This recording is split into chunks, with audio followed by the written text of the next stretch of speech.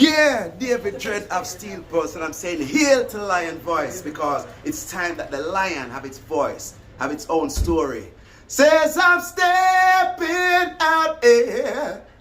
Hear me now. Yeah, the lion's voice. Raw. Well, front to us, a son was born and a child was given. I want to ask you a question. Have you got your book? Haile Selassie's Ethiopia Volume 1, The Rise of the Priest Warrior King. I've read the book in its entirety, and I must say it's very inspirational, very informative, and very historical, right? Them call him Rastafari. When he was born, rain fall from sky. Them call him Rastafari. When he was grown in airplanes he fly. They call him Rastafari. The lion break the chain, weep not, don't cry. Them call him Rastafari. Read the Revelation chapter 5 verse 5. Then born near the city of Harar, the inspiration for Bob Marley's guitar. People crowd him like some big superstar. It no matter if England. Now, having said that, Earth is going through a recycle. It is shedding itself from the disease of sin, from the disease of separation, from the disease of us polluting her, from the disease of us operating in capitalism where the top 100 people of the world are so filthy rich that even if they give away half of their wealth and end world hunger, end shelterlessness, homelessness, and all of these things that are artificial, they will still be the top 100 people in the world, and everybody else would be living happily ever after. So the world is getting rid of the masses right now, and certainly certain powers within the Illuminati is helping them to do just that. But in the case of the Illuminati, they are doing it from a perspective of without discrimination. But the earth is going through a cycle, is what I'm saying. And this new cycle means that one age is coming to an end and another age is beginning. The Bible, the very Bible tells you, as it was in the beginning, so shall it be in the end, world without end. So we are coming to the end of an age, and the evil people and the evil things and the lukewarm people will die with this age. And there will be a resurrection of the Edenic, Nazarene, Nazarite, Essene, Therapeutai, Ubuntu civilization of the African origins of the planet. That's what we are heading forward to. I don't want to say back because no self-respecting Rastafari will say heading back. So we are heading forward to Eden. We are heading forward to Ubuntu. We are heading forward to when the divine and man walked in the cool of the shade. We are heading back, in the case of those who don't know, forward to mankind living as one with mankind. And we are heading forward to, again, mankind living in oneness with the earth. We are earth's rightful rulers. We have not been ruling for quite a long time, and the earth is shedding its skin of all of the evil to allow for a new beginning. But we need to not be a part of the earth that is passing away, because when it passes away, if we are in Babylon, the Bible puts it like this: come out of her lest you partake of her sins, lest you partake of her plagues. Yes. Revelation 18, very serious. A lot of people are saying that it feels like the days are going quick and that this is the quickening. Would you agree with that assessment? I would agree to an extent, yes, because time is really relative. When you're having all kinds of fun, it seems to fly fast. When you find yourself, sitting down to do some work, it seems as if the clock could never go fast enough. So time, in terms of how we experience it, is usually very subjective and relative. But I'll say this: because knowledge has increased, just as it was prophesied by our ancestors, it means then therefore that we find ourselves in an age where instant coffee, instant Kool-Aid, instant heating by way of microwave, which is poison, by the way. So throw away a microwave, it will give you cancer, it will cause blood coagulation. There are several studies that prove that. So in an instant world of instant gratification, people have not been able to exercise patience or so-called long suffering in quite a long time. So it seems as if the earth is speeding up and as if we are moving faster. But that's because of our perception, our subjective perception, in a world where we have so many instant gratification and quick fixes makes the world seem as if it's going faster. But the world is operating at the same bandwidth and speed it has always engaged. But again, when you are operating with all of this technology and distraction, time seems to fly because you can find yourself caught up in all kinds of folly before you know it, the end of the day has come and gone. And so I would say to I and I that the earth continues very, very constant. But how you use your time, how you spend your time, notice the language we use. We pay attention.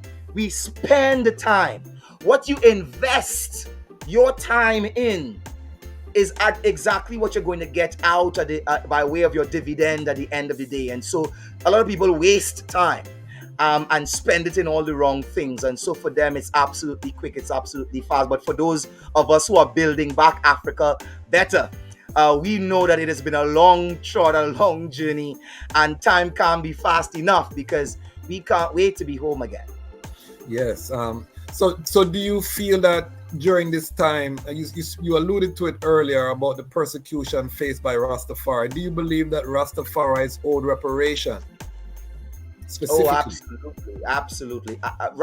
All African people are owed reparations, but Rastafari in particular is owed double reparations. Why? Because not only have Rastafari suffered at the hands of white supremacy and white supremacists, the colonial so-called masters, the white fragility that exercised this Dom Divasas total war against our people, but they also suffered great indignities and harms and persecution and prosecution from the very own African people. Our independence movement was really more neo-colonial than anything else. And so we traded in white leaders for, as it were, white leaders in black skin, white leaders in white skin for white leaders in black skin.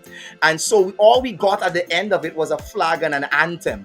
We really didn't have a restoration of language, of name, of culture, of land, or anything of worth.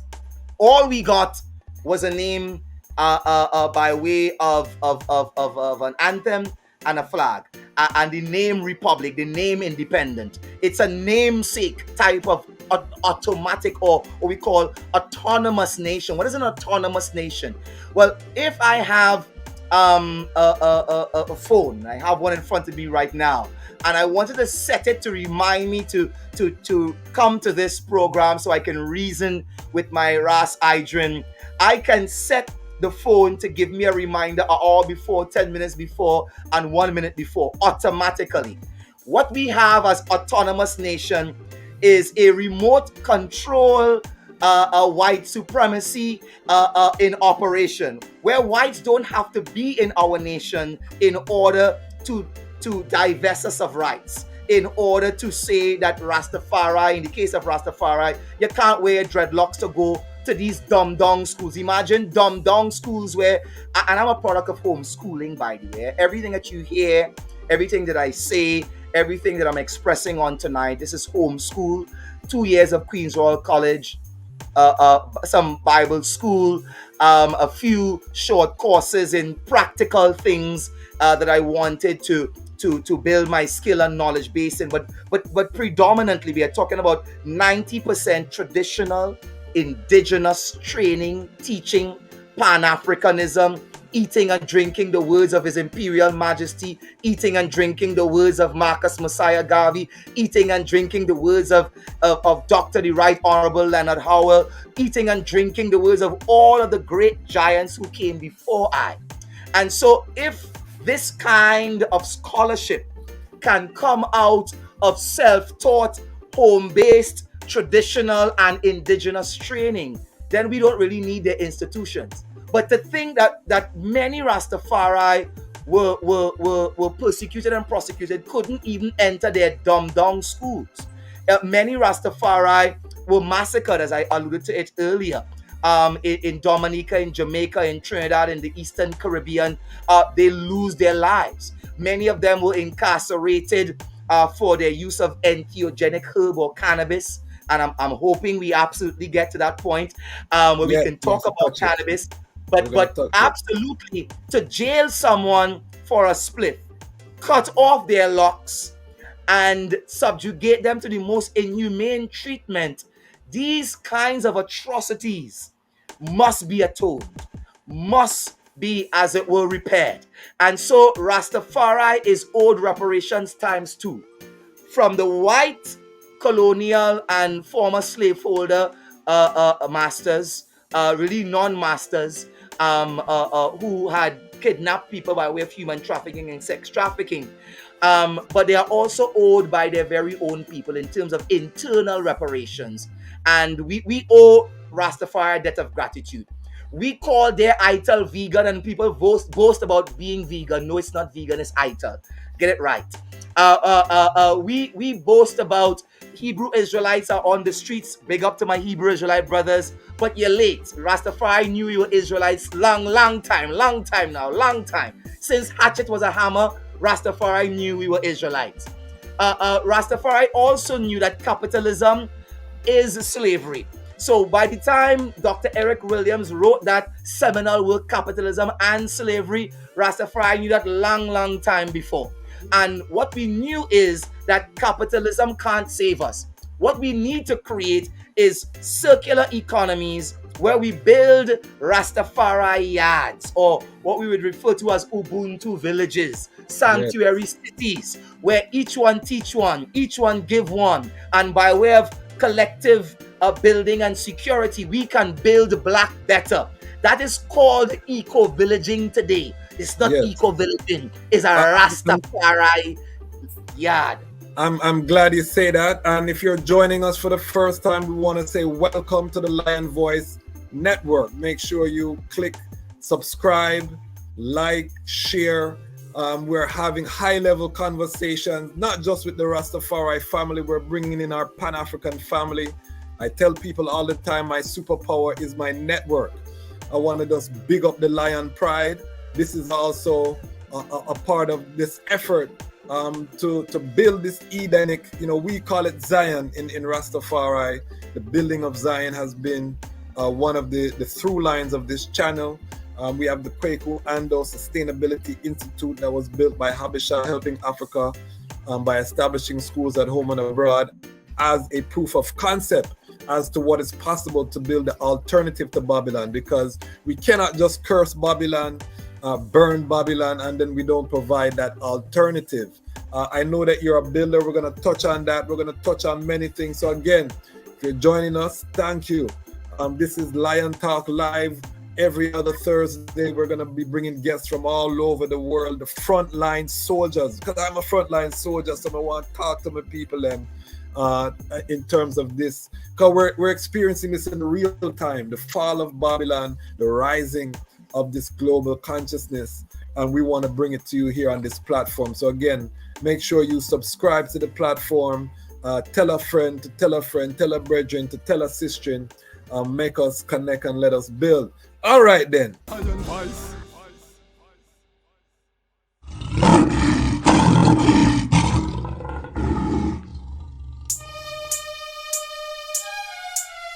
Yeah, I'm a Gideon.